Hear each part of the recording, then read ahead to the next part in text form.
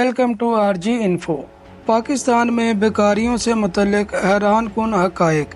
24 करोड़ से जायद आबादी वाले मुल्क में 3 करोड़ 80 लाख बेकारी हैं, जिसमें 12% मर्द, 55% ख़वातीन, 27% बच्चे और बकाया 6% सफ़ेद पोश मजबूर अफराद शामिल हैं। इन बेकारियों का 50% कराची, 16% लाहौर, 7% इस्लामाबाद और बकाया दीगर शहरों में फैला हुआ है। कराची में रोज़ाना औसतन भीख 2000 रुपये, लाहौर में 1400 और इस्लामाबाद में 950 रुपये है। पूरे मुल्क में फ़ी बेकारी औसतन 850 रुपये है। रोज़ाना भीख की मद में ये बेकारी 32 अरब रुपये लोगों की जेबों से निकाल लेते हैं।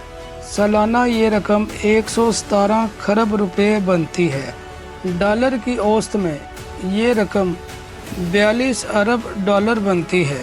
बगैर किसी मुनाफा बख्श काम के बेकारियों पर तरस खाकर इनकी मदद करने से हमारी जेब से सालाना 42 अरब डॉलर निकल जाते हैं।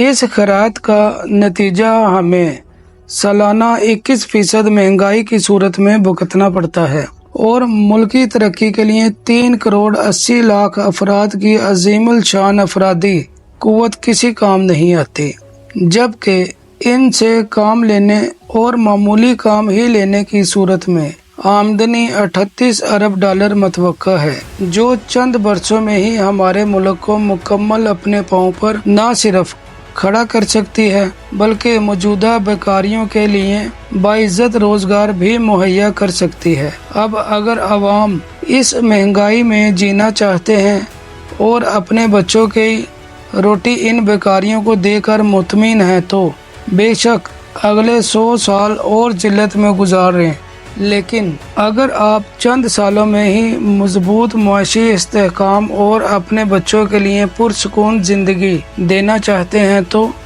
आज ही से तमाम बेकारियों को खुदा हाफिज़ कह दीजिए। 5 साल बाद आप अपने फ़ैसले पर इंशाअल्लाह नादम नहीं होंगे और अपने बच्चों को फलता फूलता देखकर खुशी महसूस करेंगे।